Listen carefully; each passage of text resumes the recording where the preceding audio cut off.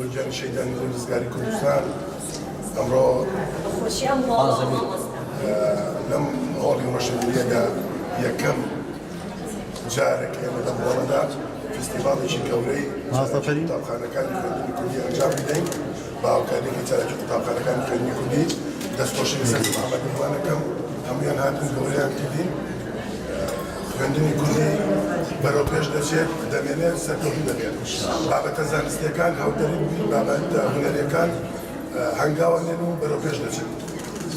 بێوەش بەخێر بێن ڕاگەیاندنکارەکان زۆر سپاس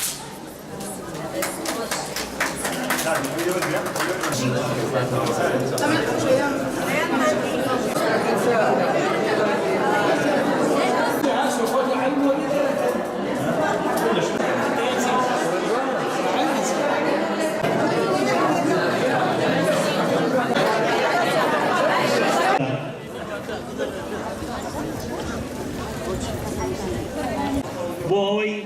هەموومان گۆ بیستوی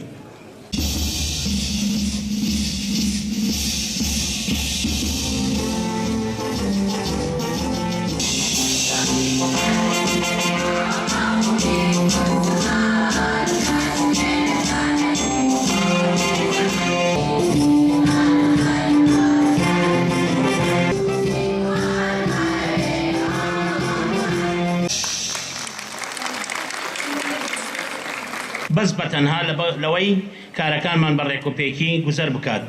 بۆیە بەتەنها وتەی مامۆستا شێرزادمان لەم بوارە کە ئەومان بە براگەورە و سەروەری خۆمان داناوە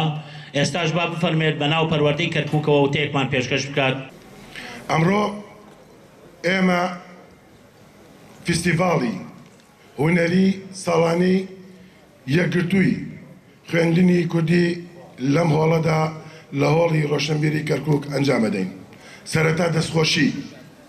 لە بەڕێوەبەری ئەم هۆڵە دەکەم کە هاوکاری خوێندنی کوردی کردووە بۆ ئەنجامدانی ئەم مەراسیمە. هەموو تاکێکی کەرکووکی هەردەم دڵسۆزانە هاتۆتە پێش کاتێک گوستوێتی خوێندنی کوردی ویستبێتی هەر مەراسیمێک ئەنجام بدا ئەنجاجی لە بواری هۆڵەکان یان کەناڵەکانی ڕاگەیاندن یان هەر تاکێک هەر کەسێک ویستبێتی ئەو پرۆسەیە کە خوێندنی کوردی دەستی پێکردووە بە سەرکەوتووی ئەنجام بدرێ بۆیە دەستخۆشیان لێ دەکەم. ئەمڕۆ لەم فستیڤاڵە 28 باخچەی ساوایان و 69 قوتابخانەی سەرەتایی و 26 دواناوەندی و ئامادەیی بەشدارن بۆ نمایشکردنی چالاکیەکانیان لە بواری هونەر و شانۆ و پێشتریش ئێستا پێشانگای شێوەکاریمان بەسەرکردەوە دەبێ هاوتەریبی یەک بڕۆنەوەەوە چونکە بڕوای تەواومانەیە دەیمانەیە وەکو چۆستان چوارچرا وەکو هۆزان فەرمی یارمەتی چالاکی قوتابخانەکانی دابۆی دەرناچم لەم شارە ئەو دەرگایە لە بیر ناکەم کە بە کلیلی خەدر داخرا بەڵام هاتمەوە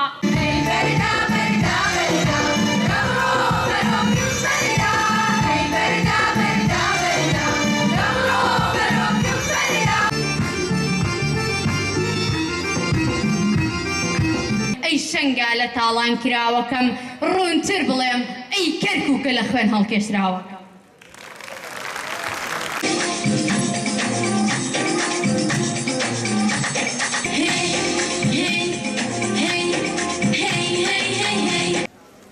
نیشتیمان ئەحسانی تۆیە خوێنی باو و باپیری من.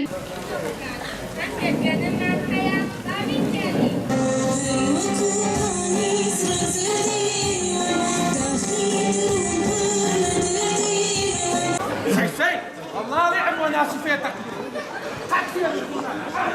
عيانك توني ما كتب لنا تلفزيون درتش شوي فرع عيبه